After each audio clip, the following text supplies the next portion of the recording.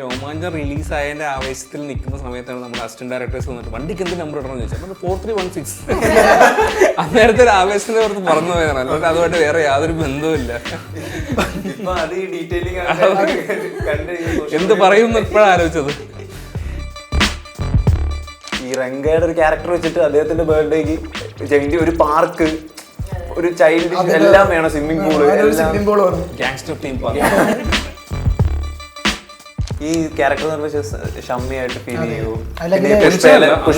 ആവാതിരിക്കാൻ വേണ്ടി നമ്മൾ ഒരുപാട് ട്രൈ ചെയ്തിട്ടുണ്ട്. അത് കംപ്ലീറ്റ്ലി എല്ലാ സീനിനും ഷോട്ടിനും നമ്മൾ ഫഹദിന്റെ ഇതുവരെ കണ്ടിട്ടുള്ള ഒരു മാനറിസംസും വരാതിരിക്കാൻ വേണ്ടി പ്രത്യേകം ശ്രദ്ധിച്ചിട്ടുണ്ട്. അത് ഫഹദിന് നല്ല ശ്രദ്ധയുണ്ടായിരുന്നു. കാര്യത്തിൽ പുള്ളി ഭയങ്കര സ്ട്രിക്റ്റ് ആയിട്ട് ഫോളോ ചെയ്യുന്നുണ്ടായിരുന്നു.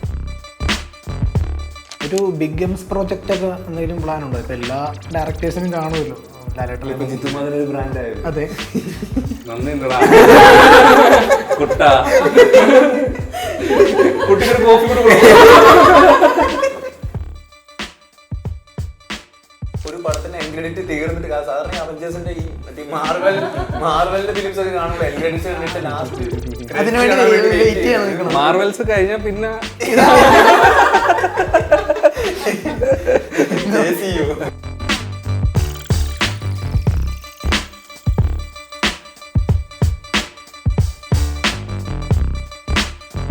നമസ്കാരം, മാസ്റ്റേഴ്സ് ക്രാഫ്റ്റിന്റെ പുതിയൊരു എപ്പിസോഡിലേക്ക് സ്വാഗതം. ആവേശം കൊളുത്തിക്കൊണ്ട് ആവേശത്തിന്റെ ഡയറക്ടറായ ജിത്തു മാധവും പ്രൊഡക്ഷൻ ഡിസൈനർ അശ്വിൻ കലിയാണ് റിപ്പോർട്ടർ ടിവിയോടൊപ്പം ഇന്ന് ചേരുന്നത്. നമസ്കാരം, ഇരുവർക്കും സ്വാഗതം. അതിന് തന്നെ ജിത്തുമോ ഹാപ്പി അല്ലേ? ഹാപ്പിയാണ്. അശ്വിനി ഹാപ്പിയാണോ? Very happy. പടത്തില് ഏറ്റവും കൂടുതൽ ചിരി വന്നതും സ്ട്രൈക്ക് ചെയ്തുള്ളൊരു ഡയലോഗാണ് ഹാപ്പി അല്ലേ. ഇപ്പൊ എല്ലാവരും ഹാപ്പി അല്ലേ ചോദിക്കുന്നത്. ഞങ്ങൾ ഓഫീസിൽ എല്ലാവരും ഹാപ്പി അല്ലേ? രണ്ട് ഡയലോഗുകളോ, ഒന്ന് എടാ മോനെ ബിബി ആ സാധനവും, പിന്നെ ഹാപ്പി അല്ലേ. അപ്പൊ ആദ്യം തന്നെ നമുക്ക് ആ ഡയലോഗിൽ ചോദിച്ചു തുടങ്ങാം. ആ ഒരു ഹാപ്പി അല്ലേ എടാ മോനെ എന്നുള്ള ഡയലോഗ് എങ്ങനെയാ? ഇങ്ങനത്തെ ചെറിയൊരു കാരണം ഇപ്പൊ അത് ഭയങ്കര വൈറലാണ്, ട്രെൻഡിങ്. എടാ മോനെ എന്നുള്ള ഡയലോഗ് സ്ക്രിപ്റ്റഡ്, സോറി എടമോനെ അല്ല, ഹാപ്പി അല്ലേ എന്നുള്ള ഡയലോഗ് സ്ക്രിപ്റ്റഡ് ഡയലോഗാണ്. എടമോനെ വന്നത് യാദൃശ്ചികമായിട്ട് വന്നതാണ്. അതായത് അത് ഒരു ഡയലോഗ് പറയുന്ന സമയത്ത് മറ്റേ ഫസ്റ്റ് തിരിഞ്ഞു നോക്കൂലേ ബിബിയെ കണ്ട ഉടനെ എടമോനെ എന്ന് ഓർമ്മയില്ലേ, അത് ഷൂട്ട് ചെയ്ത് കഴിഞ്ഞിട്ട് ആണെന്ന് തോന്നുന്നു റൂമിലൊക്കെ പോകുമ്പോഴത്തേക്കും അല്ലെങ്കിൽ നമ്മളെ കാണുമ്പോഴത്തേക്കും നസ്രിയ എടമോനെ എന്ന് വിളിക്കാറുണ്ട്. അപ്പൊ അങ്ങനെയാണ് നമ്മളത് ക്യാരി ചെയ്യാൻ തീരുമാനിക്കുന്നത്. അത് അങ്ങനെ ത്രൂ ഔട്ട് പടത്തിലേക്ക് പിടിക്കാമെന്ന് വിചാരിക്കുന്നത്. അമ്മയുടെ ഡയലോഗ് സ്ക്രിപ്റ്റിലുള്ള അമ്മയുടെ ഡയലോഗ് അത് സ്ക്രിപ്റ്റിലുള്ളതാണ്. ഇപ്പൊ പടം എന്തായാലും 4 ദിവസം 5 ദിവസം കഴിഞ്ഞാൽ 50 crore ക്ലബ് ഒഫീഷ്യലി അതെ.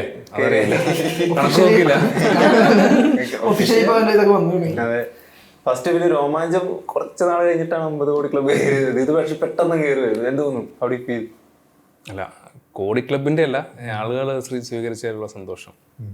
അതായത് ഫസ്റ്റ് ഡേ തൊട്ട് ഇപ്പോൾ ബാംഗ്ലൂരായാലും അല്ലെങ്കിൽ ചെന്നൈയിലായാലും പലയിടത്തും ഷോസ് കഴിഞ്ഞിട്ട് ഇലുമിനാറ്റി പാട്ടൊക്കെ എത്തുമ്പോഴേക്കും ഭയങ്കര ഡാൻസിൻ്റെ വീഡിയോസൊക്കെ വന്നുകൊണ്ടിരിക്കുകയാണ്.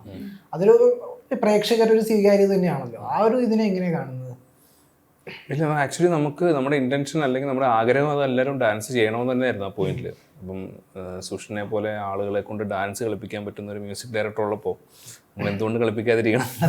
അതായിരുന്നു നമ്മുടെ ആഗ്രഹം. എന്തായാലും ആളുകൾ ഡാൻസ്, അതുകൊണ്ട് തന്നെയാണ് ഈ പാട്ടിൽ ഏറ്റവും ലാസ്റ്റ് കടിച്ച് ഉറപ്പായിട്ടും. കാരണം ഒരു പടത്തിന്റെ എൻക്രെഡിറ്റ് തീർന്നിട്ട് സാധാരണ അവഞ്ചേഴ്സിന്റെ ഈ മറ്റേ മാർവലിന്റെ ഫിലിംസ് ഒക്കെ കാണുമ്പോൾ എൻക്രെഡിറ്റ്സ് കണ്ടിട്ട് ലാസ്റ്റ് മാർവൽസ് കഴിഞ്ഞാൽ പിന്നെ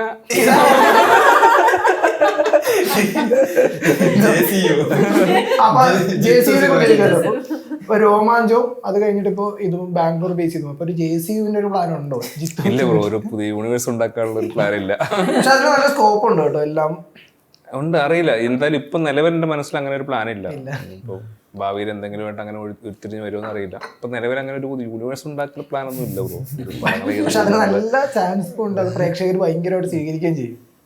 അതുപോലെ രോമാഞ്ചത്തില് ചെമ്പന്റെ ക്യാരക്ടർ ഈ ഒരു കന്നഡ ഈ ഫഹദിന്റെ അതേ കോസ്റ്റ്യൂമും കാര്യങ്ങളും ധരിച്ചാണല്ലോ വരുന്നത്. അപ്പൊ അതിൽ നിന്ന് ആക്ച്വലി ഈ രണ്ട് ക്യാരക്ടേഴ്സും ഇപ്പൊ കർണാടകയിൽ സാധാരണ ഒരു ഇതുണ്ട്. അതായത് ബാംഗ്ലൂരൊക്കെ ആണെങ്കിൽ നമ്മൾ കണ്ടിട്ടുള്ള കുറച്ച് റിയൽ എസ്റ്റേറ്റ് അല്ലെങ്കിൽ കുറച്ച് രാഷ്ട്രീയം, ചെറിയ ഗുണ്ടായിസം ഒക്കെ ഉള്ള ആളുകളുടെ എല്ലാം ഒരു ഡ്രസ്സിങ് സ്റ്റൈൽ എന്ന് പറഞ്ഞാൽ വൈറ്റ് ആൻഡ് വൈറ്റ്, കുറച്ച് ഗോൾഡൊക്കെ ഇട്ട് മറ്റേ പോക്കറ്റിൽ 500 രൂപയൊക്കെ ഇട്ട് തെളിയുന്ന പോലെ ആ ഒരു സ്റ്റൈലാണ് എല്ലാവരും ഫോളോ ചെയ്യുന്നത്. അപ്പോൾ അതിൽ നിന്നാണ് ഈ പറഞ്ഞ ക്യാരക്ടേഴ്സ് ഉണ്ടായിട്ടുള്ളത്. അതിൻ്റെ ഒരു എക്സാജറേറ്റഡ് വേർഷനാണ് രംഗ.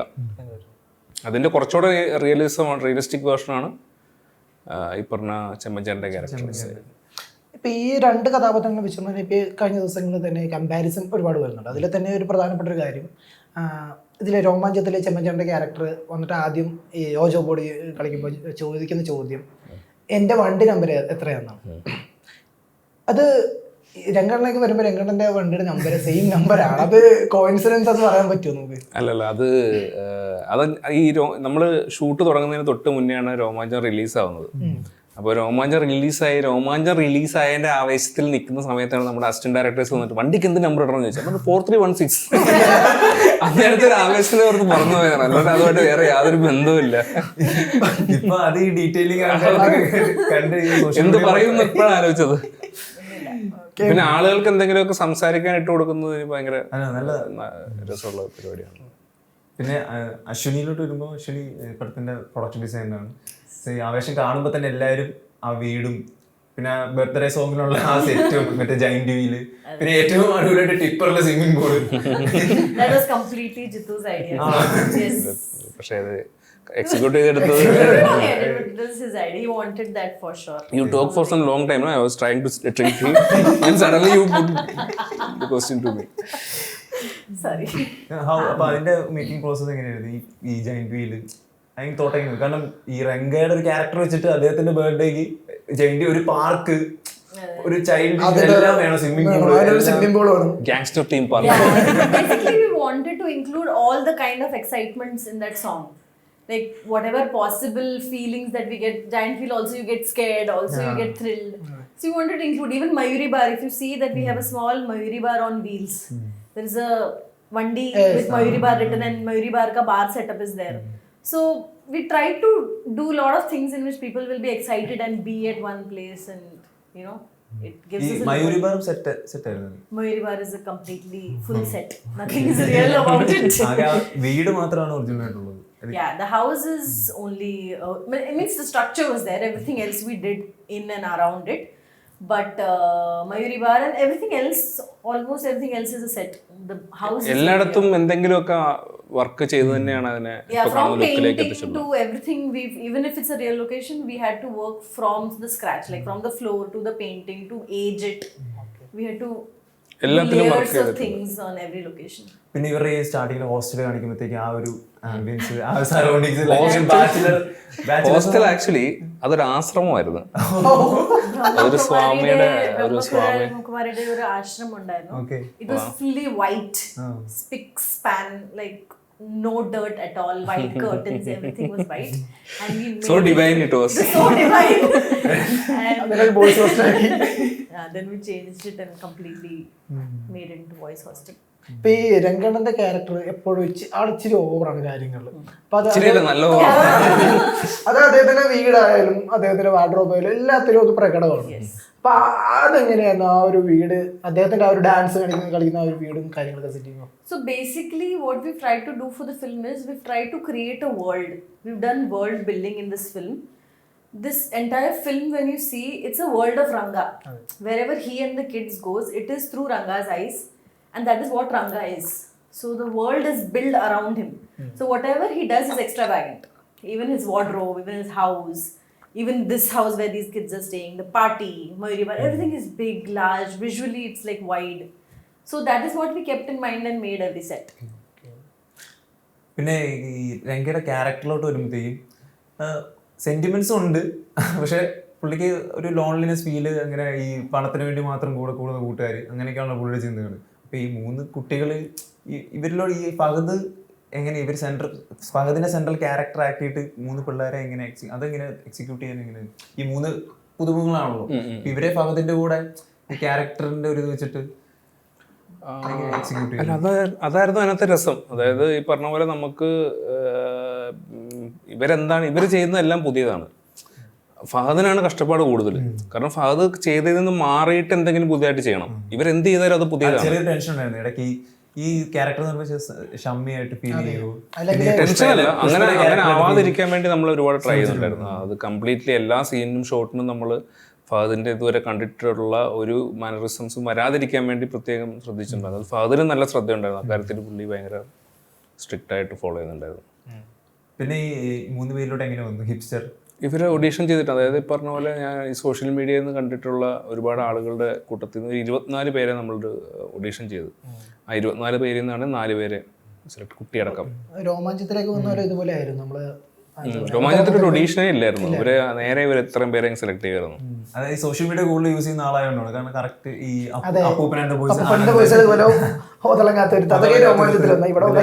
അല്ല ബ്രോ, നമുക്ക് ഇപ്പം കുറച്ച് ഇപ്പം നമ്മുടെ ഇപ്പോഴത്തെ ഒരു ടീനേജ് ആളുകളുടെ പടം എടുക്കുമ്പോഴത്തേക്കും നമ്മൾ സോഷ്യൽ മീഡിയയിൽ മാത്രമേ എനിക്ക് അപ്ഡേറ്റ് ആയിട്ട് ഇരിക്കാൻ പറ്റുള്ളൂ.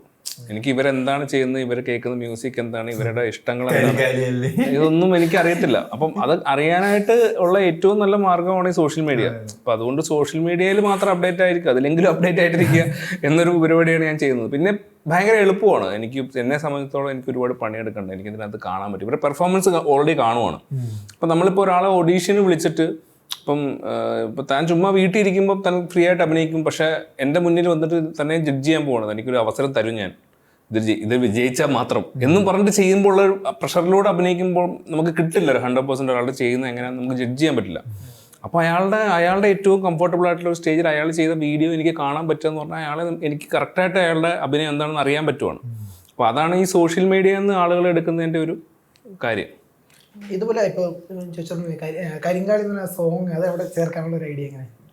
അത് ആദ്യമേ ഉണ്ടായിരുന്നു സ്ക്രിപ്റ്റ് ചെയ്യുമ്പോൾ. അതായത് ഇയാളുടെ കോൺട്രാസ്റ്റ് കിട്ടാൻ വേണ്ടിയായിരുന്നു. ഇത് ക്യാരക്ടർ ഒരു പിടികിട്ടായിക വേണം. അതായത് ഇയാൾ മറ്റേ ഭയങ്കര സംഭവമാണെന്ന് പറയുമ്പോൾ ഇപ്പോഴത്തെ വന്നിട്ട് കരിങ്കാലിയെല്ലാം ചെയ്യുന്നതിന്റെ ഒരു ഭംഗി, ആ ഒരു കോൺട്രാസ്റ്റ് കിട്ടാൻ വേണ്ടിയിട്ടാണ് അത് ചെയ്തത്. അതിലൊരു ഫണ്ട് എന്തോ അതിലൊരു ഫണ്ട് ഉണ്ടല്ലോ.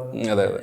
പിന്നെ ഈ തിയേറ്ററിൽ ഇപ്പോൾ സീൻ ബൈ സീൻ എഴുതുമ്പോൾ അറിയാലോ, ഇന്ന സ്ഥലത്ത് കൈയടിക്കും, ഇന്ന സ്ഥലത്ത് ചിലപ്പോൾ ചിരി വരത്തില്ല, ഏകദേശം എല്ലാം അങ്ങനെയുള്ളൊരു എക്സ്പെക്ടേഷൻ ഉണ്ട് നമുക്ക് നമ്മളിങ്ങനെ വിചാരിക്കും ഇവിടെ വരുമ്പോഴത്തേക്ക് എന്തായാലും കൈയടിക്കേണ്ടതാണ് എന്ന് പറഞ്ഞിട്ട് അങ്ങനത്തെ ഓരോ പോയിന്റുകളുണ്ട്. അപ്പോൾ അതിൻ്റെ ആദ്യത്തെ ദിവസം ഞാൻ വനിതാ തിയേറ്ററിൽ കണ്ടു കഴിഞ്ഞിട്ട് ഞാൻ പിന്നെ ഇവിടെ പോയി കണ്ടിരുന്നു, എന്താണ് എം സിനിമാസിൽ പോയി കണ്ടു. എം സിനിമാസിലാണ്. കാരണം വനിതാ നമ്മൾ കാണുന്ന ക്രൂവിൻ്റെ കൂടെയാണ്. അപ്പോൾ പുറത്തുള്ള സാധാരണ ആളുകൾ എങ്ങനെയാണ് അതിനെ കാണുന്നതെന്ന് അറിയാൻ വേണ്ടിയിട്ടാണ് ഞാൻ എം സിനിമാസിൽ പോയി കണ്ടപ്പോഴത്തേക്കും എന്താ പറയുക, ക്രൗഡ് അത്യാവശ്യം അതിലും കുറച്ചുകൂടെ അവിടെ എവിടെയൊക്കെ ചില സ്ഥലങ്ങൾ എനിക്ക് മിസ്സായി. ചില സ്ഥലങ്ങളിൽ ഹൈ പോയിന്റ്സിലൊന്നും സൗണ്ട് വന്നില്ല. അപ്പോൾ എനിക്ക് ടെൻഷനായി, എന്ത് പറ്റി, അവിടെ ഒന്നും സൗണ്ട് ഉണ്ടാക്കിയില്ലല്ലോ. അപ്പം അത് കഴിഞ്ഞിട്ട് ഞാൻ പിന്നെ ജി സിനിമാസിൽ പോയായിരുന്നു. അത് കഴിഞ്ഞിട്ട് ഞാൻ മാതാമാധുരിയിലൊരു ഷോ കണ്ടു, ആലുവ. എൻ്റെ മോനെ, അതിൽ ടൈറ്റിൽ തൊട്ടേ ബഹളം. അപ്പോൾ അത് ഭയങ്കര ഓളമായിരുന്നു. അതായത് എന്താ വെച്ചാൽ ഹൈ പോയിന്റ്സ് വരുമ്പോഴത്തേക്കും ബാക്ക്ഗ്രൗണ്ട് മ്യൂസിക് കേൾക്കുന്നില്ല, എനിക്ക് 1000 പേരുടെ സൗണ്ടാണ് കേൾക്കുന്നത്. അത് ഭയങ്കര ഒരു അനുഭവമായിരുന്നു എന്തായാലും. അതുപോലെ ടൈറ്റിൽ കാർഡിന്റെ കാര്യം മറ്റേ roaring star, Hotstar hipster, roaring star Roshan, homely star Mithun, പിന്നെ ക്യൂട്ട് സ്റ്റാർ മിഥുൻ. ഈ റോറിംഗ് സ്റ്റാർ ഇത് ഈ തെലുങ്ക് ഇവന്മാരൊക്കെ സ്റ്റാറുകളാണ്, അതുകൊണ്ടാണ് ഇട്ടത്. ഇവന്മാരൊക്കെ അവന്മാരുടേതായ ലോകത്ത് സ്റ്റാറുകളാണ്. അപ്പം അല്ലെങ്കിൽ സ്റ്റാറുകളാവേണ്ടവരാണ്. പർപ്പസ്ഫുൾ തന്നെ ഇട്ട് അറിയാണ്ട് വരുമോ, എന്റെ പടമല്ലേ, അറിഞ്ഞുകൊണ്ടിട്ടതാ, ആലോചിച്ച് തന്നെ ചെയ്തതാണ്. റീഇൻട്രൊഡ്യൂസിങ് ഫാഫ എന്നുള്ളൊരു ടാഗ് ലൈൻ എങ്ങനെയാണ്? അത് ആക്ച്വലി ഫഹദിന്റെ ഒരു ഐഡിയ ആണ്. ഇപ്പൊ ഇത് ഞാൻ ഫഹദിന്റെ അടുത്ത് പറഞ്ഞത് ഇവന്മാരുടെ പേരിടുന്നത് ഇങ്ങനെയാണ്, ഹോട്ട്സ്റ്റാർ ഹിപ്സ്റ്റർ, ഇങ്ങനെയാണ് ടൈറ്റിൽ കൊടുക്കുന്നത്. അപ്പോൾ അത് പറഞ്ഞു അങ്ങനെയാണെങ്കിൽ ഫഹദിന് ഞാൻ വേറൊരു ടൈറ്റിൽ കണ്ടുവച്ചിട്ടുണ്ടായിരുന്നു. അപ്പൊ അത് അപ്പൊ ആ സമയത്താണ് ഫഹദ് പറഞ്ഞത് എനിക്ക് റീഇൻട്രൊഡ്യൂസിങ് എന്ന് പറഞ്ഞിട്ട് വിടാം, റീഇൻട്രൊഡ്യൂസിങ് ഫഫ. അതെ അതെ. അപ്പം കാരണം പുള്ളി ചെയ്യുന്ന ഒരു പുതിയൊരു കാര്യമാണ്. പുള്ളി അങ്ങനെ കംപ്ലീറ്റ് കൊമേഴ്ഷ്യൽ മാസ് എന്റർടൈനർ പുള്ളി ചെയ്തിട്ടില്ല. അതുമല്ല ഇങ്ങനത്തെ ഇത്രയും ഓവറായ ഒരു ക്യാരക്ടർ പുള്ളി അങ്ങനെ ചെയ്തിട്ടില്ല. അപ്പോൾ ഫഹദ് തന്നെ പറഞ്ഞിട്ടുണ്ടല്ലോ, ഫഹദ് അങ്ങ് അഴിച്ചു വിട്ടേക്കായിരുന്നു. അങ്ങനെ ഒരു അഴിച്ചു വിടാനുള്ള ഒരു കോൺഫിഡൻസ് എന്തായിരുന്നു? ഇത് അഴിച്ചു വിട്ടാലേ ഉള്ളൂ നമുക്ക് എന്തെങ്കിലുമൊക്കെ കിട്ടത്തുള്ളൂ. ഇത് അല്ലാതെ എനിക്കൊരിക്കലും ഈ സിനിമയിലെ ഈ ക്യാരക്ടറിനെ ഒന്നും അങ്ങനെ കൺട്രോൾ ചെയ്ത് ഡിസൈൻ ചെയ്തെടുക്കാൻ പറ്റില്ല. അപ്പോൾ അങ്ങനത്തെ ഒരു സിനിമയല്ലോ, അങ്ങനത്തെ ഒരു ക്യാരക്ടറും അല്ല. ഒരു ക്യാരക്ടർ എന്നല്ല, ഇതിന് രംഗയെ മാത്രമല്ല, അംബാനെ അഴിച്ചു വിട്ടേക്കുമായിരുന്നു, എല്ലാവരും അഴിച്ചു വിട്ടേക്കുമായിരുന്നു. രംഗ ഗ്യാങ് എന്ന് പറഞ്ഞാൽ കുറച്ചധികം ഓവറായിട്ട് നിൽക്കുന്ന ഗ്യാങ്ങാണ്. അവിടെ എന്ത് വേണേലും കാണിക്കാം, എന്ത് വേണേൽ ചിലവാകും. അല്ലാണ്ട് മറ്റേ ഒരു ബാറിൽ എന്നിട്ട് മറ്റേ നഞ്ചക്ക് പ്രാക്ടീസ് ചെയ്യാന്നൊക്കെ പറഞ്ഞാൽ എനിക്ക് ഒരു നോർമൽ ആൾക്കാരുടെ കൂടെ കാണിക്കാൻ പറ്റില്ല. അത് ഇങ്ങനെ ഓവറാക്കുന്ന ആൾക്കാരുടെ കൂടെ കാണാം. അപ്പോൾ അവരെ മൊത്തത്തിൽ കുറച്ചധികം ഓവറാക്കി തന്നെയാണ് നമ്മൾ പ്ലേസ് ചെയ്തിരുന്നത്. അപ്പം അതുകൊണ്ടുള്ള ഗുണമെന്ന് വെച്ചാൽ ഈ ഒരു ഡിഫറൻസും കിട്ടും. ഒരു സാധാരണ ലോകത്ത് ഈ പയ്യന്മാരുടെ ഒരു കോളേജ് ലൈഫിൽ നിന്ന് വന്നിട്ട് ഇവന്മാരുടെ ഇടയ്ക്കോട്ട് വരുമ്പോഴത്തേക്കും വേറെ എവിടെയോ വന്നു പെട്ട ഒരു ഫീല് വേണം. അപ്പം അതിന് വേണ്ടിയിട്ടാണ് നമ്മൾ അങ്ങനെ കുറച്ച് പേരെ എല്ലാവരെയും ഓവറാക്കി അഴിച്ചു വിട്ടത്. അപ്പൊ അമ്പാനിലേക്ക് വരാമല്ലോ. സജിൻ ചേട്ടനെ ഒരു എന്താ പറയാ രോമാഞ്ചത്തിൽ കണ്ടതിന്റെ കുറച്ചുകൂടെ പീക്ക് ലെവൽ പെർഫോമൻസ് അത് പലയിടത്തും കാണാൻ വരുന്നത്. മൂപ്പറിലേക്ക് ആ ക്യാരക്ടർ എങ്ങനെ വരുന്നത്? സജിൻ രോമാഞ്ചം ചെയ്യുമ്പോൾ രോമാഞ്ചത്തിൽ സജിൻ്റെ മാനറിസംസ് ഭയങ്കരമായിട്ട് കൺട്രോൾ ചെയ്തിട്ടാണ് സജിൻ ചെയ്തത്. അതായത് സജിൻ അധികം അനങ്ങാൻ പാടില്ല. സജിൻ എപ്പോഴും സജിൻ ഭയങ്കര എപ്പോഴും അനങ്ങിക്കൊണ്ടിരിക്കുന്ന ഒരാളാണ്, ഭയങ്കര പിരിവിരിപ്പുള്ള ആളാണ്. അപ്പം ഇപ്പോൾ എന്തെങ്കിലും ഇരിക്കണം, ഇവിടെയൊക്കെ എന്തെങ്കിലും ചെയ്തുകൊണ്ടിരിക്കണം, പുള്ളി അനങ്ങാണ്ടിരിക്കാൻ പറ്റാത്ത ഒരാളാണ്. അപ്പം ആ സ്വഭാവം നമുക്ക് രോമാഞ്ചത്തിൽ കാണിക്കാൻ പറ്റത്തില്ല. രോമാഞ്ചത്തിൽ കുറച്ചുകൂടെ ഭയങ്കര സ്റ്റിഫായിട്ടിരിക്കുന്ന ഒരാളാണ്. അപ്പോൾ പുള്ളി അങ്ങനെ പിടിച്ചു വെച്ച് അഭിനയിച്ചതാണ് പുള്ളി അതിനകത്ത് രോമാഞ്ചത്തിൽ. അതെ, മസിൽ പിടുത്തമുണ്ട്. അപ്പോൾ എന്നാൽ അവൻ ഇതുവരെ കണ്ടേക്കുന്ന എല്ലാ പടത്തിലും ആ മസിൽ പിടുത്തമുണ്ട്. പുള്ളി കുറച്ചൊരു എല്ലാത്തിലും അങ്ങനത്തെ ഒരു ക്യാരക്ടർ. അപ്പം പുള്ളി ഒന്ന് അഴിച്ചുവിട്ട് ചെയ്യാമെന്ന് വിചാരിച്ചിട്ടാണ് എനിക്ക് തോന്നുന്നു ആദ്യം കാസ്റ്റ് ചെയ്യുന്നത് സജിനെയാണ് ഇതിലേക്ക് മുമ്പാനായിട്ട്. ഈ ഫാഫയിലേക്ക് എങ്ങനെ എത്തുന്ന ഈ ക്യാരക്ടർ? ഇത് ഞാൻ അൻവർ റഷീദിൻ്റെ അടുത്ത് ആണ് ആദ്യം ഞാൻ ഈ കഥ പറയുന്നത്. അപ്പോൾ ഈ കഥ പറഞ്ഞു കഴിഞ്ഞിട്ട് അമ്പുക്കയാണ് പറയുന്നത് നമുക്ക് ഫഫയുടെ അടുത്ത് പറഞ്ഞു നോക്കാം എന്ന് പറഞ്ഞു. അപ്പോൾ അങ്ങനെ 2 ആഴ്ചയ്ക്ക് ശേഷം ഫഫയുടെ അടുത്ത് പറയാൻ തീരുമാനിച്ചിട്ട് ഞാൻ ഈ 2 ആഴ്ച കൊണ്ട് ഒരു ഫസ്റ്റ് ഡ്രാഫ്റ്റ് സ്ക്രിപ്റ്റ് എഴുതി അങ്ങനെ നമ്മൾ ബാംഗ്ലൂർ പോയി പുള്ളിയുടെ അടുത്ത് കഥ പറയായിരുന്നു. ഈ ബാംഗ്ലൂർ ചൂസ് ചെയ്യുന്നതിൻ്റെ ഒരു അവിടെ പഠിച്ചുകൊണ്ടാണോ?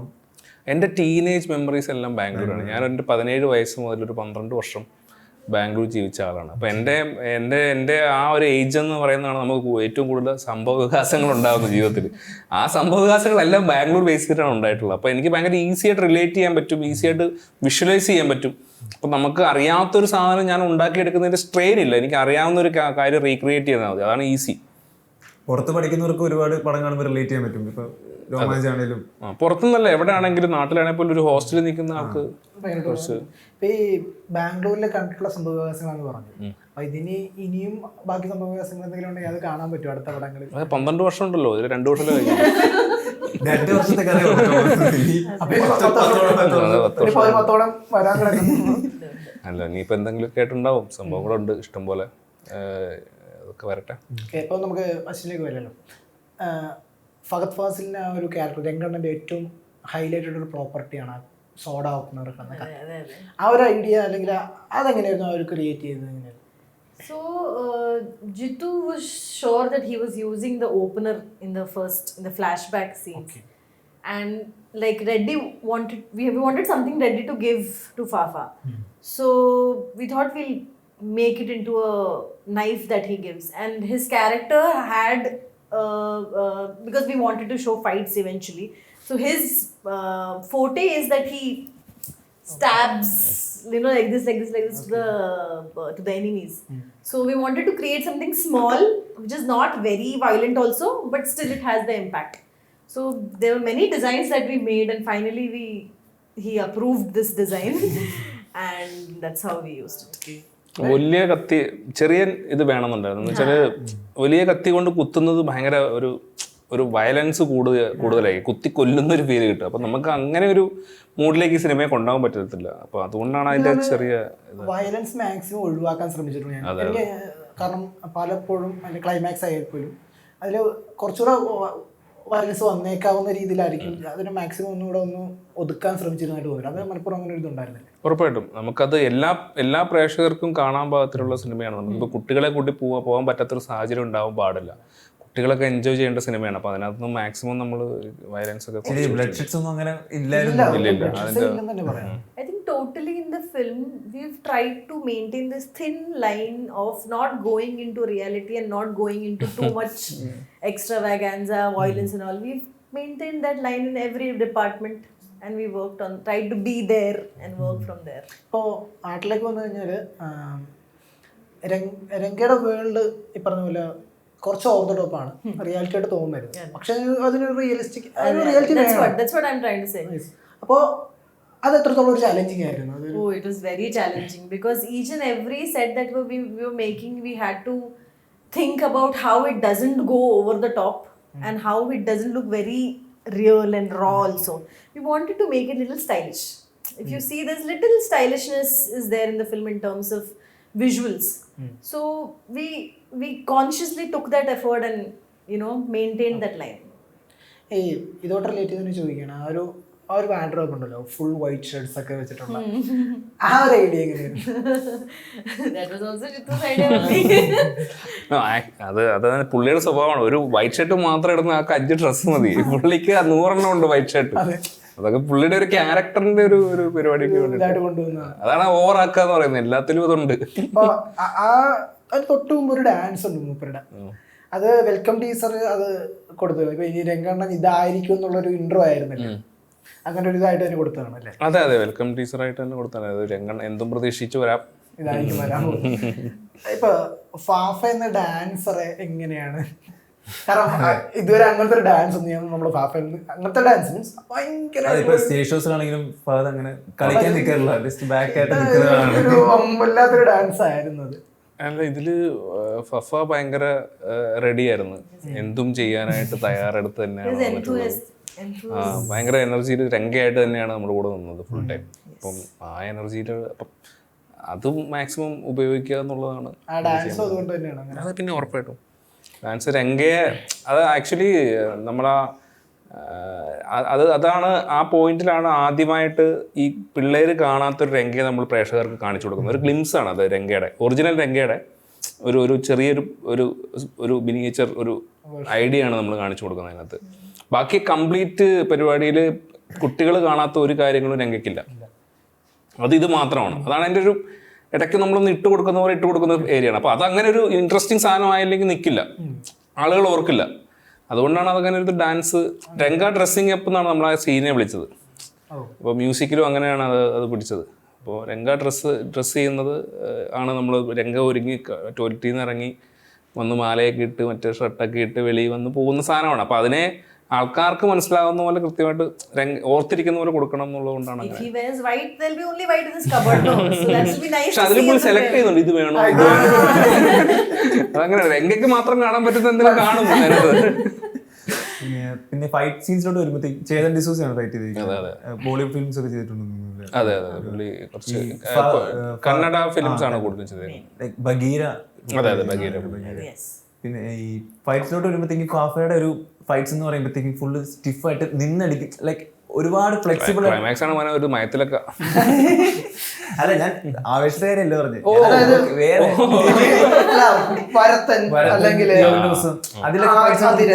സ്റ്റിഫായിട്ട് ഇങ്ങനെ കാണിച്ചിട്ടാ പോകും. അപ്പോൾ ഇതിലോട്ട് വരുമ്പോഴത്തേക്കും കുറച്ചുകൂടി പുള്ളി ഫ്ലെക്സിബിൾ ആയിട്ട് ഫൈറ്റ്സ് ഒക്കെ ചെയ്തിരിക്കുന്നു. ഞാൻ അതാ പറഞ്ഞത്, ഇതിൽ എന്ത് ചെയ്യാനും തയ്യാറായിരുന്നു ഫഹദ്, എന്ത് ചെയ്യാനും തയ്യാറായിരുന്നു. അപ്പം അങ്ങനെയാണ് നിന്നിട്ടുള്ളത്. അപ്പം ഫൈറ്റ് മാസ്റ്ററുമായിട്ട് നമ്മുടെ മെയിൻ ഡിസ്കഷൻ തന്നെ ഈ 3 ഫൈറ്റുകളും പടത്തിലെ 3 ഫൈറ്റുകളും എങ്ങനെ ഡിസൈൻ ചെയ്തെടുക്കാം. അത് ഭയങ്കര ഒരുപാട് വർക്ക് ചെയ്തെടുത്തിട്ടുള്ള ഫൈറ്റുകളാണ്. അതായത് ഞാൻ ഈ ഈ പടത്തിൻ്റെ പ്രീ പ്രൊഡക്ഷൻ, അതായത് ഡിസംബറിൽ 2022 അല്ലേ, 22 ഡിസംബറിൽ ചേതനും പ്രൊജക്റ്റിൽ ഇന്നായതാണ്. അപ്പോൾ അന്ന് മുതൽ ചേതനും വർക്ക് ചെയ്തുകൊണ്ടിരിക്കുകയാണ്. ചേതൻ ഇതിൻ്റെ എന്താ പറയുക, ഈ എല്ലാ ഫൈറ്റിനും സ്ക്രിപ്റ്റ് ഉണ്ട്, ഈ ഫൈറ്റിന് സ്ക്രിപ്റ്റ് ഉണ്ട്, ഈ ആക്ഷൻ കൊറിയോഗ്രാഫിക്ക് എല്ലാത്തിനും സ്ക്രിപ്റ്റ് ഉണ്ട്. അതിൻ്റെ പുറമെ ഇതിനൊരു എഡിറ്റഡ് വീഡിയോ ഉണ്ട്. അതായത് പല സിനിമകളിലെ ക്ലിപ്പുകൾ വെച്ചിട്ട് ഇടിക്കുന്നത് ഒരു ഷോട്ടാണെങ്കിൽ ഇടി കൊള്ളുന്നത് വേറെ പടത്തിലേക്ക് എന്ന് വെച്ചാൽ അങ്ങനെ ഒരു റെഫറൻസ് കട്ട് ചെയ്തു. അത് ശരിയിട്ട് അതിനകത്ത് എഡിറ്റ് ചെയ്തു നമ്മൾ. അത് കഴിഞ്ഞിട്ട് പിന്നെ നമ്മൾ ചേതൻ അത് ഷൂട്ട് ചെയ്തു. ചേതൻ നമ്മുടെ ഒറിജിനൽ ഐഡിയ കംപ്ലീറ്റ് ഷൂട്ട് ചെയ്തു. അതായത് ഈ പറഞ്ഞ പോലെ പുള്ളിയുടെ ഒരു ക്ലബ്ബുണ്ട്, അവിടെ പോയിട്ട് ആ പുള്ളിയുടെ അസിസ്റ്റൻസിനെ വെച്ചിട്ട് കംപ്ലീറ്റ് ഷൂട്ട് ചെയ്തു മൊബൈലിൽ. അങ്ങനെ ഷൂട്ട് ചെയ്തിട്ട് അതിനകത്ത് നമ്മൾ എഡിറ്റ് ചെയ്തു. എങ്ങനെയാണ് നമ്മുടെ വേണ്ടതെന്നുള്ളൊരു ധാരണ ഉണ്ടാക്കിയിട്ടാണ് നമ്മൾ ഷൂട്ടിംഗ് പ്രോസസ്സിലേക്ക് വന്നത്. അപ്പോൾ ഇത്രയും ഇത് ഓരോ ഫൈറ്റും ചെയ്തിട്ടുണ്ട്. അപ്പോൾ ഈ ഓരോ ഫൈറ്റും ഓരോ രീതിയിലേക്ക് ആക്കാൻ വേണ്ടിയിട്ട് ഭയങ്കര കോൺട്രിബ്യൂഷൻ. ഇപ്പം ചേതൻ അങ്ങനത്തെ ഭയങ്കര ബ്രില്യൻ്റ് ആയിട്ടുള്ളൊരു ഫൈറ്റ് മാസ്റ്റർ. ഇപ്പം ചേതൻ മുതൽ ഇങ്ങോട്ടുള്ള എല്ലാ ടെക്നീഷ്യൻസും, ക്യാമറ ആയാലും സംഗീതകർ വരുന്നു, അങ്ങനെ എല്ലാ വമ്പൻ ടെക്നീഷ്യൻസ് തന്നെ പറയാവുന്ന ഗംഭീര ടെക്നീഷ്യൻസിനെ കിട്ടി. അപ്പോൾ അതിൻ്റെ ഒരു കോൺഫിഡൻസ് ആയിരുന്നു, അതൊരു ടെൻഷൻ ആയിരുന്നു? ഉറപ്പായിട്ടും കോൺഫിഡൻസ് ആയിരുന്നു. ടെൻഷൻ ഫ്രീ ആവുക ചെയ്തത്. എനിക്ക് ഭയങ്കര കോൺഫിഡൻസ് ആയിരുന്നു. അതായത് നമുക്കൊരാളെ വിശ്വസിച്ചൊരു കാര്യം ഏൽപ്പിക്കാൻ പറ്റുവാണ്, അല്ലെങ്കിൽ നമുക്ക് കോൺഫിഡൻസ് തരുന്ന, അല്ലെങ്കിൽ നമ്മളോട് നല്ലതല്ലെങ്കിൽ നല്ലതല്ല എന്ന് പറയുന്ന ആളുകൾ നമുക്ക് ചുറ്റുമുള്ളതാണ് നമ്മുടെ ഏറ്റവും വലിയ വിജയം. അപ്പം നമ്മൾ ചെയ്യുന്ന എല്ലാം കറക്റ്റ് ആണെന്ന് പറയുന്ന ആൾക്കാരുണ്ടെങ്കിൽ അത് എല്ലാവർക്കും അറിയുന്ന കാര്യമാണ്. കറക്റ്റാന്ന് പറഞ്ഞുകൊണ്ടിരുന്ന അതേ ഉണ്ടാവുള്ളൂ. അതിന് മുകളിലേക്കൊന്നും വളർച്ച ഉണ്ടാവില്ല. അപ്പം നമ്മളെ തിരുത്താൻ പറ്റുന്ന, നമ്മൾ തെറ്റ് ചെയ്താൽ തെറ്റാണെന്ന് പറയുന്ന ആളുകൾ ചുറ്റുമുള്ളപ്പോൾ നമുക്ക് ഭയങ്കര കോൺഫിഡൻസ് ആയിരിക്കും. കാരണം നമ്മൾ ചെയ്യുന്നത് ശരിയാണെന്ന് നമുക്ക് കുറച്ചുകൂടെ കോൺഫിഡൻസ് കിട്ടും. നമ്മൾ ചെയ്യുന്നത് ശരിയല്ലെങ്കിൽ ഇവർ പറയുമല്ലോ. അപ്പോൾ അതെനിക്ക് ഭയങ്കര, ഞാൻ അതിൽ ഭയങ്കര അതുകൊണ്ട് നമ്മൾ discussions through out starting of അതിൻ്റെ ഫസ്റ്റ് ഡേ മുതൽ അവസാനത്തെ ദിവസം വരെ ഡിസ്കഷൻസ് ഉണ്ടായിരുന്നു. Every day before the shoot and after we come back from നമ്മൾ the discuss shoot, ചെയ്യും. full time we were just talking about this film. Okay. ഇപ്പോൾ നിങ്ങളുടെ ഈ ഡിസ്കഷൻസിൻ്റെ ഏറ്റവും ക്ലാഷ് ആയിട്ടുള്ള മൊമെന്റ്സ് ഉണ്ടാവും? ഓഫ് കോഴ്സ് ഉണ്ടാവണമല്ലോ. അങ്ങനത്തെ പോസിറ്റീവ് ക്ലാഷസ് ഉണ്ടാവില്ല? ഇപ്പോൾ ഇന്ന പോയിന്റുകളൊക്കെ വേണ്ട അല്ലെങ്കിൽ അങ്ങനത്തെ ഒരു I mean small things are there, but nothing that we remember that became a major thing. അങ്ങനെ ഒരു ചർച്ചയിലേക്ക് പോയ ക്ലാസ് ഒന്നും ഓർമ്മയില്ല. ഓർമ്മയില്ല. ആദ്യം അതായത് എന്തെങ്കിലും സീനിനെ ഇങ്ങനെ എടുക്കാം അല്ലെങ്കിൽ ഇങ്ങനെ എടുക്കാന്ന് ചർച്ച വന്നു പോയി എന്നല്ലാണ്ട് ഓർത്തു വെക്കുന്ന രീതിയിൽ I think we all were on the correct page from the beginning. We all somehow knew what we want and what is our focus, and we just followed that. ഇപ്പോൾ രംഗണ്ണൻ്റെ ഒരു വെഹിക്കിളിലേക്ക് നോക്കാനാണ് അതെ. Oh, it was a tough thing to find that we were searching in Kerala, Bangalore, everywhere, and we had 2 vehicles. We kept 2 same colors, same. We made both same color chedittu ella same aaki, because once if we're doing inside rigging shot, we can use this car for we can do multiply use the cars. And finally we burnt the car. The burnt car was the 3rd car because we didn't want to burn this car. So we just got the body of the car, painted it green and burnt it. But yeah, there's a lot of efforts gone in that car. അതുപോലെ ഈ വീട് കണ്ടുപിടിച്ച location കഥയുണ്ടെന്ന് പറഞ്ഞില്ല? അത് ഈ വീടിന് വേണ്ടിയുള്ള search ആയിരുന്നു നമ്മൾ ചെന്ന് അന്ന് പോലും. അപ്പോൾ ബാക്കി ലൊക്കേഷൻസ് ഒക്കെ ഇങ്ങനെ ലോക്കായി വരുന്നുണ്ട്. വീട് മാത്രം നമുക്ക് കിട്ടുന്നില്ല. കാരണം വീടൊരു മേജർ ലൊക്കേഷനാണ്. നമുക്ക് സാധാരണ ഒരു സ്ഥലത്ത് കൊണ്ട് അത് വെക്കാൻ പറ്റത്തില്ല. രംഗയുടെ വീടാണ്, ഇവർ താമസിക്കേണ്ടതാണ്. അവിടെ ഉണ്ടാവേണ്ട ഈ വലിയ പാട്ട് എവിടെയാണ് വേണ്ടത് ഷൂട്ട് ചെയ്യേണ്ടത്, ഈ ഫൈറ്റ് എവിടെയാണ് ഷൂട്ട് ചെയ്യേണ്ടത്. അപ്പോൾ ഇതെല്ലാം ഇതിന് പറ്റുന്നൊരു സ്ഥലം കിട്ടുന്നില്ല. അറിയാലോ, ബാംഗ്ലൂരാണ്. അപ്പോൾ അങ്ങനെ നമ്മളൊരു ലൊക്കേഷൻ എവിടെയോ കണ്ടിട്ട് മടുത്ത് തിരിച്ചു വരുമ്പോൾ മറ്റേ എയർപോർട്ട് റോഡിൽ ഇങ്ങനെ മറ്റേ പാലത്തിൻ്റെ മുകളിൽ കൂടെ ഇങ്ങനെ വരുമ്പോൾ ഞാൻ നോക്കുമ്പോൾ താഴെ ഒരു നല്ല വീട്. അപ്പോൾ ആ വീട്ടിലേക്ക് അവിടുന്ന് കയറാൻ വഴിയില്ല. അപ്പോൾ നമ്മൾ ഈ പോലത്തേക്കാൾ കിലോമീറ്റേഴ്സ് പോകണം. അപ്പോൾ കിലോമീറ്റേഴ്സ് കുറെ പോയി കഴിഞ്ഞിട്ട് വണ്ടി നിർത്തി. പിന്നെ ഇങ്ങോട്ട് യൂട്ടേൺ ഒന്നുമില്ല, 1 way ആണ്, അറിയാലോ. അപ്പം പിന്നെ ഞങ്ങളിങ്ങനെ കറങ്ങി മറ്റേ അതിൽ റെയിൽവേ ലൈൻ ഉണ്ട്, കയറാൻ പറ്റത്തില്ല അപ്പുറത്തേക്ക്. പിന്നെ അങ്ങനെ കറങ്ങി നമ്മളൊരു ഊഹം വെച്ചിങ്ങനെ വന്ന് എത്തി. ഒരു തെങ്ങിൻ തോപ്പിനകത്തോടെ ഒരു മണ്ണിട്ട വഴികളൊക്കെ സഞ്ചരിച്ച് അവസാനം വീട്ടിലെത്തിക്കഴിഞ്ഞപ്പോൾ അവിടുത്തെ ആൾക്കാരോട് ചോദിച്ചപ്പോൾ ആ വീട് should we get into all those? No. അങ്ങനെ എത്തിപ്പെട്ടപ്പോ നല്ല വീട്, അങ്ങനെ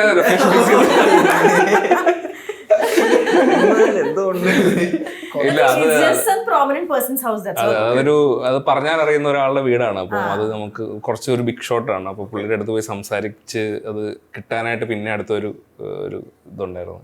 കിട്ടി കഴിഞ്ഞപ്പോ പിന്നെ എല്ലാം പിന്നെ നമ്മുടെ സ്വന്തം വീട്.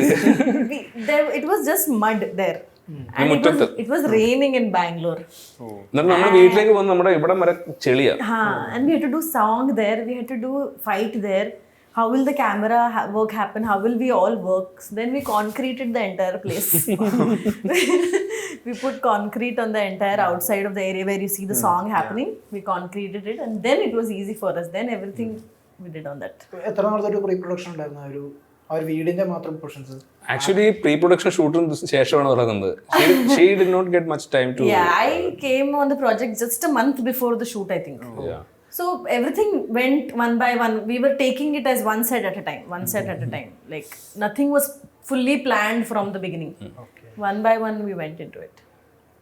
പിന്നെ ഈ ടെക്നീഷ്യൻസ് അങ്ങോട്ട് വരുവാണെങ്കിൽ ഒരുപാട് എക്സ്പീരിയൻസ് ഉള്ള സമീർ താഹിർ, വിവേക് ഹർഷൻ, സുഷീൻ ശ്യാം, ലിറിക്സ് വിനായക് ശശി, എല്ലാവരും അതും രോമാഞ്ചം കേട്ട് സെക്കൻഡ് ഫിലിമിൽ സമീർ താഹിർ ഇത്ര വലിയൊരു ആൾക്കാരെ കിട്ടുന്നു.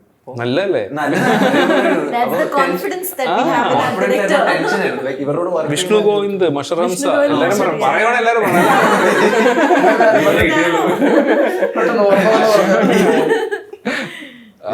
ടെൻഷൻ ആയിരുന്നു അതോ ഞാൻ പറഞ്ഞു എനിക്ക് ഭയങ്കര കോൺഫിഡൻസ് ആയിരുന്നു. എനിക്കത് ഇത് ദേജാവ് പഠിക്കുന്നത് ചുമ്മാ ചോദിച്ചാണോ നീ? അല്ല, എനിക്ക് ആക്ച്വലി ഇത്രയും ടെക്നീഷ്യൻസിന്റെ കൂടെ വർക്ക് ചെയ്യുന്നത് എനിക്ക് ഭയങ്കര കോൺഫിഡൻസ് ആയിരുന്നു. എല്ലാവരും അവരവരുടെ മേഖലയിലെ മികച്ച ആളുകളാണ്. അപ്പൊ അവരുടെ കൂടെ RG വയനാടൻ മേക്കപ്പ് ഈ കാരണം എനിക്ക് എല്ലാവരുടെ പേര് പറയേണ്ടി വരണം. ആരെങ്കിലും മറന്നു RG വയനാട്. അപ്പം അങ്ങനെ എല്ലാവരും ഇനി മറന്നു പോയിട്ടുണ്ട് അവരുടെ എല്ലാം. സ്റ്റിൽസ് രോഹിത്. ഇപ്പോ മ്യൂസിക് എന്ന് പറയുന്ന ഈ മൂവിയുടെ ഒരു സോളം തന്നെ പറയാം. ഇപ്പൊ നമ്മളെ ഫസ്റ്റ് തുടങ്ങുമ്പോൾ തൊട്ട് ഏറ്റവും ഇമ്പാക്ട് കൊടുക്കുന്നത് സുഷിനാണ്. സുഷിൻ എന്നുള്ള ഇതിലാണ് വരുന്നത്. സുഷിൻ വരുന്നു, പറയുന്നു, 2 പടങ്ങളുടെ പേര് പറയുന്നു. ഒന്ന് മഞ്ഞുമൽ ബോയ്സ്, അവിടെ നിന്നാണ് ആവേശത്തിന്റെ ഫുൾ ആവേശം പ്രേക്ഷകർക്ക് വന്നത്.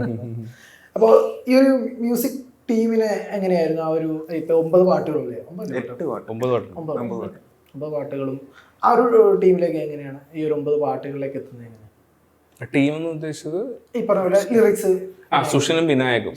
സുഷിൻ ഇപ്പം സുഷിൻ എന്ന് പറഞ്ഞാൽ ഇപ്പം ഞാൻ പറഞ്ഞില്ല എൻ്റെ മറ്റൊരു ഉറപ്പാണ് സുഷിൻ. അതായത് ഞാൻ സീൻ ഷൂട്ട് ചെയ്യുമ്പോൾ സീൻ നല്ല എലിവേറ്റഡ് ആവുമെന്ന് തോന്നി. ഇനി വേണ്ടത് അതിനൊരു മ്യൂസിക്കാണ്. അപ്പൊ എനിക്കറിയാം സുഷിനാണ് ചെയ്യാൻ പോകുന്നത്. അത് പിന്നെ കുഴപ്പമില്ല. അപ്പൊ അങ്ങനെ വിടുക. അപ്പൊ അത് സുഷിൻ ഭയങ്കരമായിട്ട്, അതായത് ഒരു സീനിനെ ലിഫ്റ്റ് ചെയ്യാനൊക്കെ ഭയങ്കരമായിട്ടും, അത് ലിഫ്റ്റ് ചെയ്യാന്ന് വെച്ചാൽ അത് ഏത് ഇമോഷനിലേക്കാണെങ്കിലും സുഷിന് പറ്റും. സുഷിന് ഭയങ്കര ഈസി ആയിട്ട് പറ്റുന്നതാണ്. സുഷിൻ തന്നെ പറയാറുണ്ട് എനിക്കതൊക്കെ ഭയങ്കര ഈസിയാണ്. അത് ഇല്ലുമിനാറ്റി സോങ് ഞാൻ പറയണം, അവൻ്റെ ഒരു കാര്യം പറയണമെന്ന് വിചാരിച്ചിരുന്നു. അത് പറഞ്ഞിട്ടുണ്ട് 1-2 സ്ഥലത്ത്. ഇതിങ്ങനെ കിടക്കുക ഏതാണ് ഹിറ്റാവെന്ന് അറിയത്തില്ലല്ലോ. അതായത് സുഷിൻ ഇല്ലുമിനാറ്റി സോങ് ചെയ്തിട്ട് ഇല്ലുമിനാറ്റി സോങ്ങിന്റെ കാര്യം സംസാരിക്കുക ഞാൻ. അത് ഇങ്ങനെയാണ്, നമുക്കൊരു പാട്ട് ഒരെണ്ണം ഹിറ്റാവണം. അതായത് അത് ഹിറ്റായാലേ ഉള്ളൂ നമുക്ക് ഈ പറഞ്ഞ പോലെ ലാസ്റ്റ് ഇടണം. അതുപോലെ ഇടയ്ക്ക് മറ്റേ റീലിലൊക്കെ വരുന്ന പോലെ ചെറുതായിട്ടൊക്കെ കേൾപ്പിച്ച് അങ്ങനെ ഒരു പോപ്പുലർ സോങ്ങിൻ്റെ ഇമേജ് കൊടുക്കണം. അപ്പം അങ്ങനെ ഹിറ്റ് പാട്ട് വേണം നമുക്ക് എന്ന് പറഞ്ഞപ്പം സുഷിൻ പറഞ്ഞ ഹിറ്റ് പാട്ടൊക്കെ എളുപ്പമാണ്, അത് ഞാൻ ഈസി ആയിട്ട് ചെയ്യും. അതായത് ഹിറ്റ് പാട്ട് ഉണ്ടാക്കാനാണ് പുള്ളിക്ക് എളുപ്പം പോലും. പുള്ളിക്ക് കുറച്ചുകൂടെ പുള്ളിയുടെ രീതിയിലേക്ക് പാട്ടുകളിലേക്ക് അപ്രോച്ച് ചെയ്യുമ്പോഴാണ് അതിന് ടൈം എടുക്കുന്നത്. പുള്ളിക്ക് ചുമ്മാ ഒരു ഹിറ്റ് പാട്ട് മതി, പുള്ളി അത് വേഗം ചെയ്യുമെന്നാണ് പുള്ളി. സുഷിൻ പറഞ്ഞത്, ഞാനല്ല. സുഷിനോട് തന്നെ ചോദിക്കുക, സീൻ മാറ്റി എന്നുള്ളത് മാറിയിട്ട് വേറെ എന്തെങ്കിലും ചോദിക്കാൻ അടുത്ത്.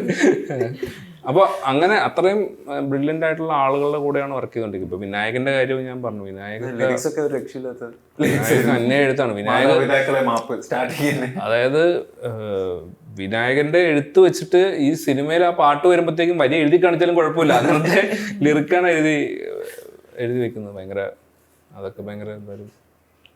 ഇപ്പോൾ ഇനി രംഗണ്ണനൊരു 2ാം വരവിന് സാധ്യതയുണ്ടോ? കാരണം നിലവിൽ അങ്ങനെ ഒരു പ്ലാനൊന്നും ഇല്ല ഇപ്പോൾ. അതറിയാം. കാരണം അങ്ങനെ ഒരു ക്യാരക്ടറാണ്. ആ ക്യാരക്ടറിനെ എവിടെ വേണേലും പ്ലേസ് ചെയ്യാമെന്നൊരു സാധ്യത കിടപ്പുണ്ട്. അപ്പം അതുകൊണ്ട് അറിയില്ല. ഇനിയിപ്പോൾ എന്തെങ്കിലും ഒരു കഥ വന്ന് ആ കഥയ്ക്കകത്ത് രംഗണ്ണൻ വന്നാൽ നന്നാവും തോന്നുവാണെങ്കിൽ ഉറപ്പായിട്ടും വരും. ഇല്ലെങ്കിൽ ഇപ്പം നിലവിൽ എനിക്ക് അങ്ങനെ രംഗണ്ണനെ വെച്ചിട്ട് വേറൊരു കഥ പ്ലാൻ ചെയ്യാനുള്ള പ്ലാനൊന്നുമില്ല. ഏതെങ്കിലും ഒരു കഥ വരുമ്പോൾ അതിൽ രംഗണ്ണൻ വന്നാൽ കറക്റ്റ് ആവുമെന്നുണ്ടെങ്കിൽ മാത്രം വരും. ഈ മൻസൂർ അലി ഖാൻ അദ്ദേഹത്തെ ഈ പടത്തിലേക്ക് കൊണ്ടുവരുന്നത് എങ്ങനെയാണ്? Why do you laugh? It was so fun shooting with him. അത് ആരായിരുന്നു എൻ്റെ അടുത്ത് സജസ്റ്റ് ചെയ്തത്? അംബുക. അനു റഷീദാണ് സജസ്റ്റ് ചെയ്യുന്നത്. He was a pure entertainer on set also. So പുള്ളിയാണ് നമ്മുടെ അടുത്ത് ഈ സജസ്റ്റ് ചെയ്യുന്നത്. അംബുക, താങ്ക് യു. അപ്പോൾ രസമായിരുന്നു പുള്ളിയോട് വർക്ക് ചെയ്യാനായിട്ട്. അതുപോലെ ആശിഷ് വിദ്യാർത്ഥി സാർ വന്നു. പുള്ളി അല്ല, ഇവരെയൊക്കെ നമ്മൾ ചെറുപ്പത്തിൽ സിനിമ കാണുമ്പോൾ തൊട്ടേ കണ്ടിട്ടുള്ള ആളുകളാണ്. അപ്പോൾ അവരെയൊക്കെ നേരിട്ട് കണ്ട് ഷൂട്ട് ചെയ്യാൻ പറ്റിയെന്നുള്ളത് ഭയങ്കര രസമുള്ള പരിപാടിയായിരുന്നു. ഇനിയിപ്പോൾ രോമാഞ്ചം 2 എപ്പോഴായിരിക്കും? അതിൻ്റെ ഒരു ഐഡിയ വല്ലതും ആയിക്കഴിഞ്ഞോ? രോമാഞ്ചം 2 ഒന്നും ആയിട്ടില്ല ബ്രോ. ഒന്ന് പറയാറൊന്നും ആയിട്ടില്ല. എഴുതിയിട്ടില്ല. എഴുതി കഴിഞ്ഞാലേ ഉള്ളത് രോമാഞ്ചം 2 വരുന്നു എന്ന് എനിക്ക് ഉറപ്പിച്ച് പറയാൻ പറ്റുള്ളൂ. അത് എപ്പോഴാണെന്നും അറിയില്ല. ഇനിയിപ്പോൾ എന്തെങ്കിലും പണിപ്പുരയിലാണോ അതോ? പണി എപ്പോഴും നടന്നുകൊണ്ടിരിക്കും ബ്രോ. എന്താണ് അതൊന്നും പറയാറൊന്നും ആയിട്ടില്ല. എന്താണ് അടുത്തതെന്നുള്ള ഒരു ബിഗ് ഗെയിംസ് പ്രോജക്റ്റ് ഒക്കെ എന്തെങ്കിലും പ്ലാൻ ഉണ്ടോ? ഇപ്പൊ എല്ലാ ഡയറക്ടേഴ്സിനും കാണുമല്ലോ. ജിത്തുമാധവൻ ബ്രാൻഡ് ആയല്ലോ. അതെ, നന്ദിണ്ടടാ കുട്ട. കുട്ടിക്കൊരു കോഫി കൂടെ. അപ്പൊ അങ്ങനെ പ്ലാൻ അങ്ങനെ അധികം പ്ലാൻ ചെയ്യാത്ത ആളാണ് ബ്രോ ഞാൻ. അങ്ങനെ വേണം. അതെ അങ്ങനെ വലിയൊരു സ്വപ്നം വെച്ചിട്ട് അതിലേക്കുള്ള സഞ്ചാരമൊന്നും അല്ല എൻ്റെത്. പോകുന്ന വഴിക്ക് പോകുന്ന പോലാണ് പോയിക്കൊണ്ടിരിക്കുന്നത്. ഇപ്പോൾ എന്തുകൊണ്ട് അശ്വിനിക്ക് ഈ പടത്തിൽ റോള് വന്നില്ല? സാധാരണ ഇപ്പൊ പ്രേമമാകട്ടെ അല്ലെങ്കിൽ ചില്ലറ കാര്യമല്ല. ആക്ച്വലി അങ്ങനെ അശ്വിനെ ഉപയോഗിക്കുന്നുണ്ടെങ്കിൽ ചുമ്മാ നമുക്ക് പാസിങ്ങിന് വേണ്ടി ഒന്നും വിടാൻ പറ്റത്തില്ല. ഞാൻ അങ്ങനെ ആരെയും അങ്ങനെ വെറുതെ ഒരു ചുമ്മാ മുഖം കാണിച്ചു പോകുന്നവർ ഉപയോഗിക്കാൻ ആഗ്രഹിക്കുന്നു. പാസിംഗിന്റെ അല്ല, പ്രേമത്തിലെ നമുക്ക് റെക്കഗ്നൈസ് ചെയ്യുന്നു അതുപോലെ ക്യാരക്ടറിലായിരുന്നു ബ്രോ. ക്യാരക്ടർ ഇല്ലല്ലേ? അത് അവിടെ പിന്നെ പിന്നെ ഇത് സ്ത്രീകൾ. അത് മാത്രമല്ല, അശ്വിനിക്ക് നിലത്ത് നിൽക്കാൻ സമയമില്ലായിരുന്നു. അതായത് സെറ്റിലെ ഏറ്റവും ബിസി ആയിട്ടുള്ള ആളായിരുന്നു അശ്വിനി.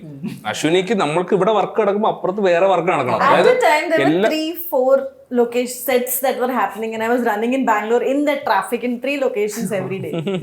അതായത് ഈ എല്ലാ സെറ്റിലും എല്ലാ ലൊക്കേഷനിലും അശ്വിനിക്ക് വർക്കുണ്ട്. അതായത് ആർട്ടിൽ നല്ല വർക്കുണ്ട്. അപ്പോൾ ആ വർക്കെല്ലാം നോക്കി നടന്ന് ഉറങ്ങാൻ തന്നെ വല്ലപ്പോഴും വരുന്നത്. അതായത് സെക്കൻഡ് ലാസ്റ്റ് ഷെഡ്യൂളിൽ അശ്വിനെ ഞാൻ വല്ലപ്പോഴും അവിടെ കാണുമ്പോൾ സന്തോഷം. അതൊക്കെ എനിക്ക് പറയാം. വെളുപ്പിനെ പോവാൻ എഴുന്നേക്കുമല്ലോ, അപ്പോഴായിരിക്കും അശ്വിനി വരുന്നത്. അശ്വിനി വന്നിട്ട് നോക്കും. അതായിരുന്നു. Anyway, you had fun. Oh, it was. I don't mean bad to anyone, but then it was the best team that I've worked on till in my individual independent career. I wouldn't have worked the way I've worked and what you see on the frame if it was not for Ambuka, not for Samirika. Samirika has, I mean, I don't know, I've learned so much from him. It has been a really good experience. And Jitu, he's the most calmest director that I have seen. I don't hear him shouting, screaming. പക്ഷെ നമ്മളങ്ങനെയല്ല കേട്ടു. നീ എവിടുന്നാ കേട്ടത്? See, when there is a need, obviously everyone gets angry. But no. He's very supportive, very supportive. All of them. Mashar, working with Mashar was. I've always wanted to work with Mashar. It was so beautiful. He gives inputs to me in my set that Ashwini, why don't you do this? Why don't you do that? You know, that kind of team we had. We were working all together, hands in hand. Everyone was involved. Like what color I'm going to put on the wall, Mashar knew, and he will decide his costumes accordingly. So it was all going hand in hand. It's fun. കോസ്റ്റ്യൂംസിന്റെ കാര്യം പറയാനാണെങ്കിലും ഈ അമ്പാന്റെ costumes കോട്ടൊക്കെ ഇട്ട് വരുന്നു. Costume ആണ് പടത്തിലെ ഏറ്റവും വലിയ conflict. അതെ, ചില സ്ഥലത്ത് കോസ്റ്റ്യൂമും സെക്കൻഡ് ഹാഫില് ഒരു വല്ലാത്തൊരു ഇമ്പോർട്ടൻസ് ഉണ്ട്. ഇനിയിപ്പോ ഇത് നമുക്ക് പഴയ മൂവീസിലേക്കൊക്കെ ഒന്ന് ജസ്റ്റ് ഒന്ന് പോയിട്ട് വരാം. അശ്വിനി അധികം ഫസ്റ്റ് ഇന്റർവ്യൂ ചായ കഴിഞ്ഞല്ല. ഫസ്റ്റ് ഇൻഡിപെൻഡന്റ് മൂവി ഹൃദയം എന്നല്ലേ പറഞ്ഞു? ഓക്കെ, അതൊരു വല്ലാത്തൊരു എന്താ പറയുക, ഒരു വ്യക്തിയുടെ ഒരു ഒരു ജീവിതം, ഒരു ഇറ പറഞ്ഞു പോകേണ്ട ഒരു മൂവിയാണ്. ഒരു കോളേജ് ലൈഫ് തൊട്ടായുള്ള ഒരു മാരീഡ് ലൈഫ്, ഒരു വലിയ മൂവിയാണ്. അതിൽ തന്നെ ഭയങ്കര ഇമ്പോർട്ടൻ്റ് ആയിരുന്നു ഇപ്പം ചെന്നൈയാണ് മൂവിയുടെ ഒരു എലമെന്റ് വരുന്നത്. അതിൽ തന്നെ ഇവർ ആ ഒരു കാലഘട്ടത്തെ പറഞ്ഞ പോലെ ഓരോ പർട്ടിക്കുലർ സോഷ്യൽ മീഡിയക്ക് മുമ്പുള്ള കാലഘട്ടം, സോഷ്യൽ മീഡിയ അങ്ങനെ എല്ലാം കാണിച്ചു പോകേണ്ടത് അതൊരു എത്രത്തോളം ഒരു ചലഞ്ചിങ് ആയിരുന്നു. അതൊരു ഫസ്റ്റ് വർക്കും കൂടെ ആണല്ലോ. Yeah, it was very scary. But Vineet Attan was very clear of what he wanted for every location. So it was very easy for me to just feed off it. He used to tell me that in this location, Ashwini, I want this, and you give him that and he'll be happy. So it was a lot of content, and then we had to do our own research of how it was before social media in that period. What were they using? What was famous? Put those posters and all. We've done those kind of research, and then we did it. We were using the phones on it. The phones we got from all over the country, all because those phones are not available now. So OLX വഴിയില് പോയിട്ട് we got everything. അതിൽ തന്നെ ഭയങ്കര important ആയിട്ടുള്ള ഒരു സീനാണ് അവര് പൊറോട്ട കഴിക്കാൻ പോകുന്ന സീൻ. അത് പാലക്കാട് ആ കട ഭയങ്കര പോപ്പുലർ ആവുകയും ചെയ്തു. Vineet Attan used to go to that kada and he likes that place. That's how we ended up shooting. അയ്യപ്പേട്ടന്റെ കട. പിന്നെ അത് കഴിഞ്ഞിട്ട് ഭയങ്കര പോപ്പുലർ ആയി, സ്ഥിരം റീലുകളിലൊക്കെ. He even painted the shop for us to come and shoot. പിന്നെ അതിനുശേഷമുള്ള movies ഏതൊക്കെയായിരുന്നു? After that I did Gold. Alphonse Puthrande Gold. Yeah. After that Avisham. Premam in Bangalore days I have assisted. I was assisting a production designer called Sunil Babu. He was my guru. I worked with him for 11 years. I started in Bombay And then he was doing Malayalam films. So he used to send me here to assist on the Malayalam films. That's how I did. Bangalore Days was my first film as an assistant. Then I did Premam. Then other small schedules of Mamankam, Adajividam. Yeah, we've done that. And a few Tamil and Telugu films also. ആർജിസിലൊക്കെ work ചെയ്തിട്ടുണ്ടല്ലേ? The Kerala schedule I worked. Sunil sir was production designer that time. Later the film went on for long, right? So then they changed the because sir was busy with other films. So I worked on the Kerala part. ഇനിയിപ്പോ next project ഏതൊക്കെയാണ്? ഓടും കുതിര ചാടും കുതിര Althaf സലീമിന്റെ film. അതും ഫാഫയുടെ കൂടെ തന്നെ. Yes പിന്നെ ഫാഫ. ഇപ്പോൾ ഈ ഒരു വലിയൊരു ഇതിന്റെ ഇടയ്ക്ക് വളരെ ഫ്യൂ മൂവീസ് ആണ്. I like working on one film at a time. I don't like doing many more projects. I concentrate on that film. I'm there on every day of shoot, I think. Everywhere. I like... first ബെഞ്ചിൽ ഇരിക്കുന്ന പഠിപ്പിച്ചില്ലേ? No. പഠിപ്പിച്ചാണ് നമ്മുടെ കൂട്ടത്തിലെ പഠിപ്പിച്ചാണ്. നമ്മളൊക്കെ ഇറങ്ങാനായിട്ട് മറ്റേ lag അടിച്ചിരിക്കുമ്പോഴത്തേക്കും Ashwini വന്ന് അവിടെ നിൽക്കും. അപ്പോഴത്തേക്കും സമീർക്ക് പറയും അയ്യോ അശ്വിനി വന്നപ്പോ പോകും. പഠിപ്പിച്ചാണ് നമ്മുടെ കൂട്ടത്തില്. No, nothing like that. I just like the whole process, and I think that the main part of shooting, working on a film is being at the shoot when the shoot is happening and making sure that the frames are correct. Every frame that you put has to look properly done. So I like being on shoots. I don't only go for the set work. I try to be here also and there also. I try to choose my team also who I'm confident that can do the other part of it also. So I'm lucky with like that with my assistants. പഞ്ചുവൻ കൂടെ ഇന്ന് correct 420 അതിന് സമയം 4 ഞാൻ എത്തിയല്ലോ. ഇതിന് വാച്ചും കുഴപ്പമൊന്നുമില്ലല്ലോ. Mic പോയിട്ടുണ്ട്. Yeah, I have a little time problem. Time മാത്രമല്ല ബ്രോ, ഒരുപാട് പ്രശ്നങ്ങളുണ്ട്. ഫസ്റ്റ് പടത്തിന്റെ പേര് രോമാഞ്ചം എന്നാണ്, രണ്ടാമത്തെ പടത്തിന്റെ പേര് ആവേശം. അതെന്താ അങ്ങനത്തെ ഒരു പേരുകളാണ്? ആക്ച്വലി ആവേശം രണ്ടാമത്തെ പടം ആവുമെന്ന് എനിക്ക് അറിയത്തില്ലായിരുന്നു. രോമാഞ്ചത്തിനും അത് ആവേശം പിന്നീട് എപ്പോഴോ വരേണ്ടിയിരുന്ന ഒരു പടമായിരുന്നു. അത് പെട്ടെന്ന് അടുത്ത പടമായിട്ട് വന്നതാണ്. അപ്പൊ പേരങ്ങനെ അത് കോയിൻസിഡൻസ് ആണ്. Pure coincidence. അതെ രണ്ടും നമ്മുടെ അടുത്ത് വന്നുകൊണ്ടാണ് നിങ്ങൾക്ക് അത് ഫീൽ ചെയ്തത്. ഇപ്പം അത് കഴിഞ്ഞ് വേറെ ഇപ്പം ഇനി അടുത്ത് എപ്പോഴെങ്കിലും വരാനുള്ള പടമാണ് വരുന്നതെങ്കിൽ അങ്ങനെ തോന്നൂലായിരുന്നു. പക്ഷെ എനിക്കിഷ്ടമാണ് അങ്ങനെ പേരുന്നത്, അങ്ങനെ കേൾക്കാൻ രസമുള്ള പേര്. ഇപ്പം നമ്മളെപ്പോഴും കേൾക്കാറുള്ള വാക്ക് ഒക്കെ വരുന്നത് എനിക്കിഷ്ടമാണ്. പക്ഷെ എപ്പോഴും അത് പറ്റിക്കണമെന്നില്ല. ഇതിന് കറക്റ്റ് ആയിരുന്നു, പടത്തിന് രണ്ടിനും പേര് വൈസ് കറക്റ്റ് ആയിരുന്നു. പിന്നെ എനിക്കൊരു കാര്യം മറന്നു, ചട്ടമ്പിനാണ്ടത്ത് മല്ലയ്യയുടെ മമ്മൂക്കട ഉണ്ടല്ലോ, അതും ഏകദേശം ഈ കന്നഡ. അത് ഇതാണ് ഞാൻ പറഞ്ഞത്, കന്നഡയിലുള്ള ആളുകളുടെ ഒരു ഔട്ട്ലുക്കാണത്. കർണാടകയിലുള്ള ചെറിയ ഗുണ്ടായിസൊക്കെ കാണിക്കുന്ന അല്ലെങ്കിൽ പൊളിറ്റിക്സിലുള്ള പുള്ളി പറയുന്നത് കന്നഡ കലർന്ന മലയാളം, ആ ഒരു സ്ലാങ് എങ്ങനെയായിരുന്നു അത്? അതായത് അവിടെ ജനിച്ചു വളർന്ന മലയാളികൾ ഇങ്ങനെയാണ് സംസാരിക്കുന്നത്. വെച്ചാൽ എല്ലാവരും അല്ല, എനിക്കറിയാവുന്ന കുറച്ച് പേരുണ്ട്. അപ്പൊ അവര് സംസാരിക്കുന്ന ഒരു സ്റ്റൈൽ ഇതാണ്, മിക്സ്. അവർക്ക് കന്നഡയും മലയാളവും തമ്മിൽ ചില വാക്കുകൾ മലയാളമാണോ കന്നഡയാണോ എന്ന് മനസ്സിലാവില്ല. അപ്പൊ അവർ സംസാരിക്കുന്നത് ഇങ്ങനെയായിരിക്കും, മിക്സ് ചെയ്തിട്ടായിരിക്കും സംസാരിക്കുന്നത്. അപ്പം അതുപോലെ പ്ലൂറൽ ഒക്കെ ഡിഫറെന്റ് ആണ് കന്നഡ. അപ്പം അതായത് മറ്റേ നിങ്ങളുടെ ഒരു കാര്യം നിങ്ങളുടെ ഇല്ല അവിടെ, ചിലർ സംസാരിക്കും നിന്റെ തന്നെയാണ്, നിങ്ങളെ ഗ്രൂപ്പ് ആണെങ്കിലും പറയും എന്ന് പറഞ്ഞ പോലത്തെ കുറച്ച് കാര്യങ്ങളാണ് അതിൽ പിടിച്ചു വന്നിട്ടുള്ളത്. അതില് ഫഹദിന്റെ ക്യാരക്ടർ ഇതുപോലെ കന്നഡയും മലയാളവും കലർന്ന് സംസാരിക്കുന്നതാണ്. പക്ഷെ ഫ്ലാഷ് ബാക്കിൽ ഒരു അമ്മയുടെ ക്യാരക്ടർ പ്യൂർ മലയാളമാണല്ലോ സംസാരിക്കുന്നത്. ആ ഒരു കോൺട്രഡിക്ഷൻ അതും. അമ്മ പോയില്ലായിരുന്നെങ്കിൽ രംഗയെ നല്ല മലയാളം ചിലപ്പോൾ സംസാരിച്ചേനെ.